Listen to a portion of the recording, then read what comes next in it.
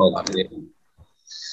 Puji Tuhan, selamat pagi buat kita semua. Saya percaya Tuhan akan memberkati kita pagi hari ini.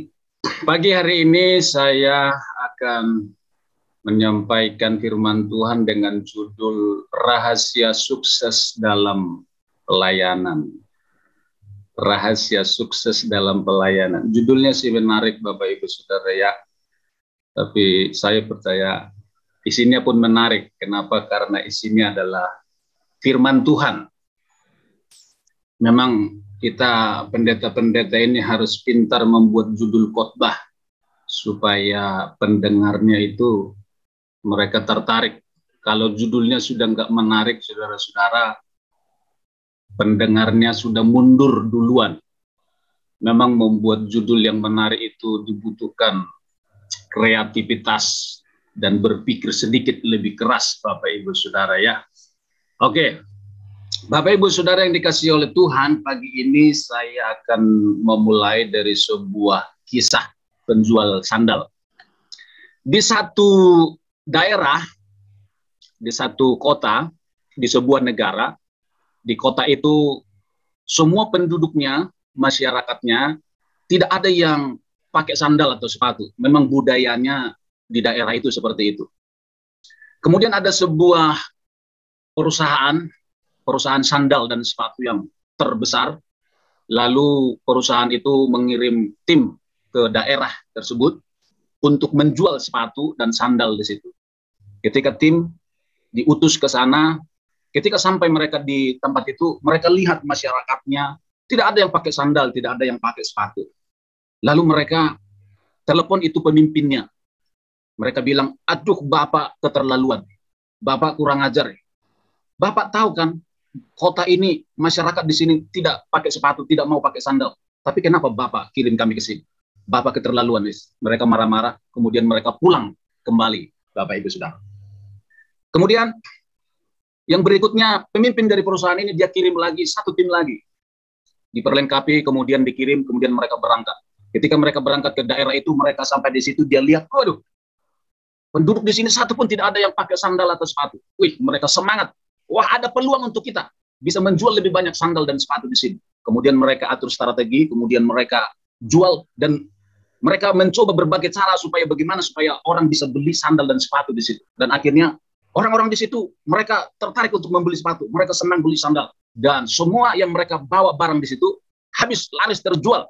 Kemudian dia telepon lagi pemimpinnya, Pak kirim lagi barang, sudah habis. Ternyata di sini, waduh, sangat laris sekali. Ada peluang yang sangat bagus.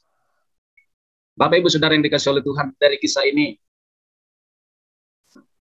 mengingatkan kepada kita bahwa kita sebenarnya dipanggil untuk mengubah keadaan, bukan untuk diubah keadaan. Saudara yang dikasihi oleh Tuhan, minggu yang lalu ada dua orang hamba Tuhan datang ke gereja kami. Mereka ceritanya mencari tempat pelayanan, Bapak Ibu. Lalu saya tanya kepada mereka, Bapak sebelum di sini, apakah Bapak pernah pelayanan? Lalu dia bilang, iya, kami pelayanan di Kalimantan, di pedalaman. Terus bagaimana ceritanya di sana? Mereka cerita, di daerah itu gerejanya besar, Pak, jemaatnya banyak. Tetapi sayang, di daerah itu tidak ada orang yang mau ke gereja. Hanya Paskah dan hari Natal mereka mau datang ke gereja. Selain itu, mereka tidak mau datang ke gereja. Dan mereka tidak peduli dengan kehidupan pendeta yang melayani di situ. Jadi kami di sana susah untuk makan, kami jadi orang miskin, dan kami memutuskan meninggalkan tempat pelayanan itu. Mendengar itu Bapak Ibu Saudara, lalu saya bilang, kalau tempat pelayanan di desa itu, di Kalimantan itu sudah gereja besar, maju, rajin perpuluhan, Bapak Ibu tidak perlu diutus ke sana. Justru karena mereka, tempat itu membutuhkan pelayan, maka Bapak dan Ibu diutus ke sana. Jadi mestinya Bapak Ibu diutus ke sana untuk mengubah itu jemaat, untuk mengubah daerah itu supaya mereka percaya kepada Yesus. Lalu saya bilang, saya percaya tidak ada gereja yang miskin. Saya percaya tidak ada daerah yang miskin. Gereja semua kaya, jemaat semua kaya. Tergantung bagaimana kita mampu mengolahnya, yang miskin menjadi kaya. Kemudian si hamba Tuhan itu mereka terdiam, dia dengar, mungkin mereka sedikit kecewa dan sakit hati, tapi yang penting saya sudah menyampaikan isi hati saya. Bapak Ibu Saudara yang dikasihi oleh Tuhan, kita dipanggil untuk mengubah orang. Kita dipanggil untuk mengubah keadaan. Untuk mengubah keadaan itu tidak mudah. Memang pelayanan tidak ada ceritanya yang mudah. Kalau pelayanan itu mudah, tidak ada yang lari dari pelayanan. Justru karena pelayanan tidak mudah, kita membutuhkan Roh Kudus. Saudara, pagi hari ini saya ingin berbagi kepada kita semua tentang strategi dalam pelayanan. Saya berharap Roh Kudus bisa menolong kita. Di dalam Matius 13 ayat 44, firman Tuhan berkata begini, hal kerajaan sorga itu seumpama harta yang terpendam di ladang, yang ditemukan orang, lalu dipendamkannya lagi. Oleh sebab sukacitanya, pergilah ia menjual seluruh miliknya, lalu membeli ladang itu. Saya merenungkan Bapak Ibu Saudara, strategi yang jitu dalam pelayanan adalah ayat ini. Kenapa Bapak Ibu Saudara? Dari ayat ini paling tidak ada 4 langkah yang kita bisa lihat. Yang pertama, melihat atau menemukan. Yang kedua, muncul keinginan, ketertarikan. Kemudian yang selanjutnya baru ada usaha. Setelah berusaha, baru sampai kepada tahap memiliki. Kerajaan surga itu seumpama harta yang terpendam di ladang, ditemukan orang, lalu dipendamkannya lagi. Oleh sebab sukacitanya, pergilah ia menjual seluruh miliknya, lalu membeli ladang itu. Bagaimana orang bisa tertarik kepada Yesus? Mereka tidak pernah melihat sesuatu. Bagaimana orang bisa tertarik dengan kerajaan Allah? Mereka tidak pernah melihat, menemukan. Bagaimana mereka berusaha? Tidak akan mungkin, saudara-saudara. Tapi langkah yang terutama yang harus kita kerjakan sebagai hamba-hamba Tuhan adalah membawa setiap orang yang kita layani untuk melihat dan menemukan kebenaran yang sejati dalam kerajaan surga. Membawa setiap orang untuk melihat dan menemukan. Bapak Ibu Saudara, menemukan belum tentu memiliki loh ya. Menemukan berbeda dengan memiliki. Menemukan harta yang terpendam, dia sudah temukan tapi belum memiliki. Dia memiliki setelah dia berusaha dan menjual miliknya. Bapak Ibu Saudara yang dikasih oleh Tuhan, kenapa jemaat atau orang-orang yang kita layani masih ada yang tidak tertarik untuk datang ibadah, tidak tertarik untuk ke gereja, tidak tertarik untuk pelayanan, tidak tertarik untuk memberi? Karena mereka belum masuk ke tahap melihat dan menemukan. Orang kalau sudah menemukan, melihat, dia pasti ada keinginan, ada ketertarikan.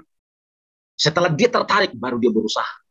Dia menjual seluruh miliknya. Menjual berarti ada pertukaran. Firman Tuhan berkata, dengan sukacita dia menjual seluruh miliknya. Tidak berat untuk menjual semua kekayaannya demi untuk mendapatkan hal yang paling terpenting. Hal yang terpenting di dalam kerajaan Allah adalah kebenaran, yaitu Yesus sendiri. Saudara yang dikasih oleh Tuhan, di dalam pelayanan kita sering menemukan orang-orang seperti itu. Di tempat kami, saya kadang mengamat-amati jemaat itu, saudara. Karena seorang gembala itu tahu domba yang dia layani itu kerohaniannya seperti apa. Kadang saya amat-amati, saya lihat, kenapa sih orang ini kok nggak bertumbuh-bertumbuh? Kenapa orang ini kalau dikotbahin kok sepertinya tidak ada ketertarikan? Saudara. Sudah diajar, sudah dibaptis, sudah dimuridkan, tentang keselamatan sudah disampaikan. Tapi sepertinya kok mati respon terus, tidak ada kehidupan. Saudara yang dikasih oleh Tuhan, memang pergumulan buat kita. Tetapi saudara-saudara, ketika orang yang kita layani sudah masuk ke tahap melihat, wow, mereka akan menjual, mereka akan tertarik, dan mereka akan datang kepada Yesus. Saudara, di dalam firman Tuhan ada 4 jenis orang dalam meresponi firman kebenaran atau khotbah-khotbah kita. Di dalam gereja, di dalam jemaat, paling tidak ada 4 respon saudara-saudara dari jemaat. Yang pertama, tipe orang yang tidak mau tahu. Tipe orang yang tidak mau tahu. Matius 13 ayat 4 firman Tuhan berkata, pada waktu ia menabur, pada waktu seorang penabur itu menabur benih, sebagian benih itu jatuh di pinggir jalan, lalu datanglah burung dan memakannya sampai habis. Artinya, kepada setiap orang yang mendengar firman tentang kerajaan sorga, tetapi tidak mengertinya, datanglah si jahat dan merampas yang ditaburkan dalam hati orang. Orang itu, itulah benih yang ditabur di pinggir jalan. Yesus membuat perumpamaan ini ada 4 jenis respon orang terhadap kebenaran, terhadap firman. Yang pertama, tipe orang yang tidak mau tahu. Di gereja pasti selalu ada orang-orang yang seperti ini. Tidak mau tahu tentang firman Tuhan. Tidak mau tahu tentang kebenaran. Kelihatannya sih mereka mendengar. Kelihatannya sih mereka memperhatikan, tapi sesungguhnya mereka tidak mau tahu tentang firman Tuhan. Saudara, orang yang seperti ini, saudara-saudara, orang yang sudah tertutup dengan kebenaran. Yesus menemukan orang Farisi, orang Saduki adalah tipe orang yang seperti ini. Mereka mendengar, tetapi tidak memperhatikan. Hatinya, telinganya tertutup, matanya sepertinya terbuka, tetapi tidak sungguh-sungguh memperhatikan. Di jemaat, orang-orang yang kita layani, pasti selalu ada orang-orang seperti ini. Bapak Ibu Saudara, tidak mengerti firman Tuhan. Kenapa tidak mengerti? Tidak ada kerinduan, tidak ada keinginan. Bagaimana orang bisa mengerti tidak ada keinginan? Tidak mengerti firman, bagaimana mereka bisa yakin firman? Kalau dia tidak mengerti. Bapak Ibu Saudara, mengerti dengan yakin beda loh Bapak Ibu Saudara ya. Saya pernah memuridkan seseorang. Saya ajarkan, kemudian setelah saya ajarkan dengan bagus, lalu saya bilang, Bapak sudah mengerti? Sudah. Bapak sudah paham? Sudah. Tapi Bapak sudah percaya? Belum. Ternyata mengerti, belum tentu percaya. Paham, belum tentu percaya. Ketika seseorang masuk di tahap mengerti, berarti orang itu ada kerinduan. Tetapi orang yang tidak mau tahu ini, tidak ada kerinduan untuk mengenal kebenaran. Tidak ada rasa haus dan lapar akan firman Tuhan. Sampai kapanpun, firman Tuhan akan tertutup untuk orang ini. Haleluya. Kiranya Tuhan menjauhkan orang-orang seperti ini dari pelayanan kita. Ya, kita butuh sih banyak orang untuk ada di gereja. Tapi lebih baik kalau Tuhan kasih 10 orang, Tuhan kasih orang-orang yang betul-betul meresponi haus akan firman. Oh Pak, tapi tugas kita kan untuk mengubah orang. Iya, kita masuk nomor 2. Tipe orang yang mudah percaya dan bimbang. Tipe yang kedua, jemaat atau orang yang kita layani adalah tipe orang yang mudah percaya dan mudah juga bimbang. Matius 13, 20, 21. Benih yang ditaburkan di tanah yang berbatu-batu ialah orang yang mendengar firman itu dan segera menerimanya dengan gembira, tetapi ia tidak berakar dan tahan sebentar saja. Apabila datang penindasan atau penganiayaan karena firman itu, orang itu pun segera murtad. Ini benih yang ditaburkan di tanah yang berbatu-batu, kata Yesus. Orang ini dia suka dengar firman, dia senang dengar firman, tetapi ketika ada masalah, ketika ada aniaya, dia juga gampang untuk melupakan firman. Saudara, beberapa waktu yang lalu saya membuka YouTube, saudara-saudara, kemudian saya menemukan judul yang menarik tentang STT Dulos di Jakarta, kisah beberapa tahun yang lalu, 2019. Kemudian saya buka tentang kisahnya Domingos. Saudara yang dikasih oleh Tuhan, ketika saya buka, saya dengar ketika STT Dulos di Jakarta itu diserang oleh FPI, dan dia cerita, Bung Domingos ini dia cerita, oh STT kami itu dari depan jam 9 malam itu, di depan itu sudah ada ribuan orang. Dan ribuan orang itu yang FPI itu, kemudian dia masuk ke dalam dan membakar itu kampus kami. Mobil-mobil yang ada di situ dibakar.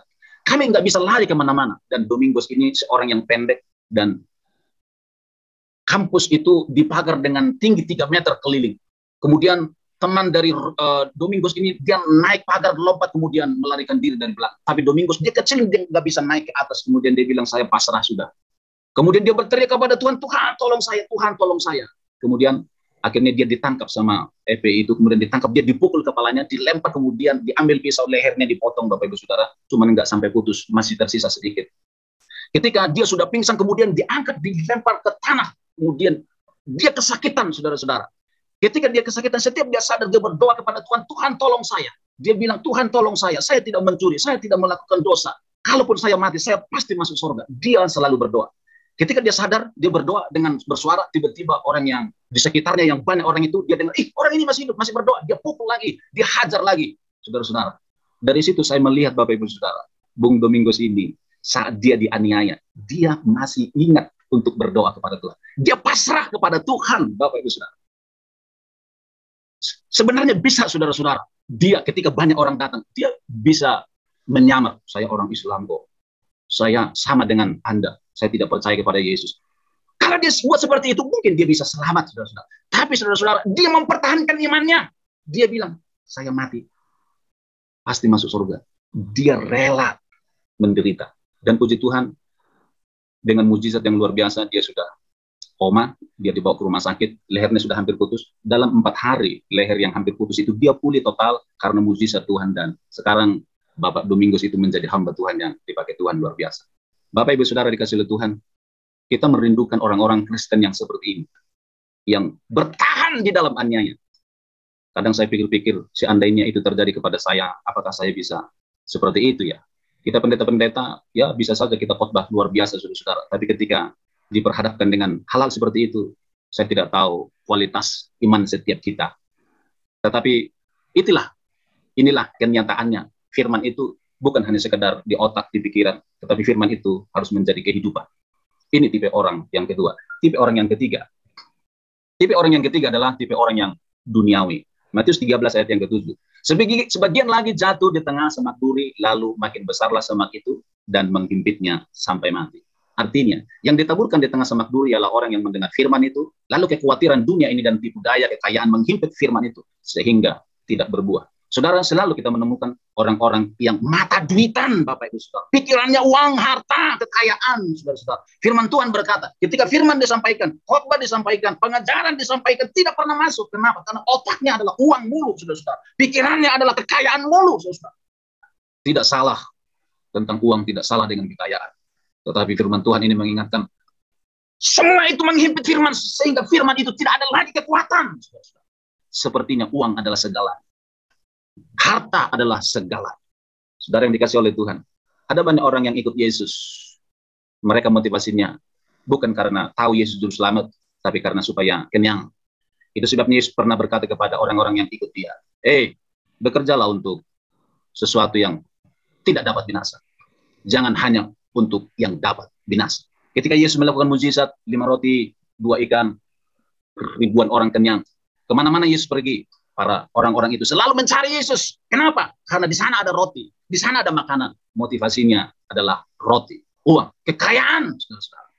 Tetapi yang Yesus mau, setiap jemaat, setiap kita ikut Yesus, motivasinya adalah pribadinya. Saudara, kalau ini yang terjadi setiap jemaat di gereja kita, wow, luar biasa, saudara-saudara, luar biasa. Yang terakhir, tipe orang yang serius dan sungguh-sungguh. Matius 13 ayat 8. Dan sebagian jatuh di tanah yang baik lalu berbuah. Ada yang 100 kali lipat, ada yang 60 kali lipat, ada yang 30 kali lipat. Artinya, yang ditabur di tanah yang baik adalah orang yang dengar firman dan mengerti. Karena itu ia berbuah, ada yang 100 kali lipat, 60 kali lipat, dan 30 kali lipat. Saudara, dari perumpamaan yang Yesus sampaikan ini, ada 4 tipe orang. Benih itu ditaburkan bersamaan. Hanya ada yang jatuh di pinggir jalan, ada yang di tanah yang berbatu-batu, ada yang di semak duri, ada yang di tempat yang subur. Saudara yang dikasih oleh Tuhan, barangkali jemaat yang ada di gereja kita adalah tipe orang yang tanah yang subur. Seandainya pun semua tanah yang subur, hati yang subur. Saudara, tapi kadangkala kita, hamba-hamba Tuhan, tidak memanfaatkan peluang itu untuk menabur benih firman, mengajar. Ketika itu kita abaikan, kita sedang kehilangan kesempatan.